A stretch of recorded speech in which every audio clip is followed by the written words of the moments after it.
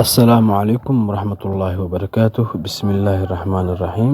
Insha Allah hadduu ilaahay kala noqdo maanta waxaynu qaadanaynaa oo sabti ah cashar ciwaankiisana uu yahay new words ereyo cusub. Insha Allah ereyada waxaan diiradda ku saari doonaa ereyo la xiriira ama gaar ahaan guriga ama qeybaha guriga uu ka kooban yahay.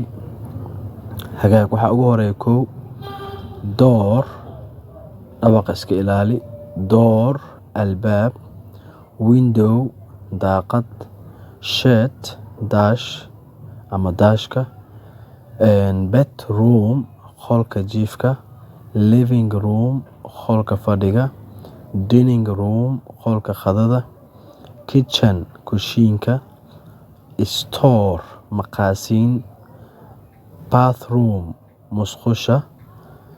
Bathroom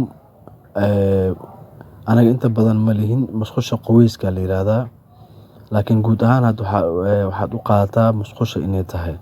Ilaa anaga musqusha oo saxarada iyo tan qubeyska hal leh noo tahay, laakiin wadamada horumaray waa la kala saaraa qubeyska iyo xaajada laba musqul laga dhigaa inta badan. Bathroom musqusha iska dheh. Toilet godka saxarada oo lagu fadhiisanayo waxaa la yiraahdaa toilet. Dadka qaar toilet waxay dhahaan musqusha, laakiin maaha, godka saxarada waa mahadsanid daawade.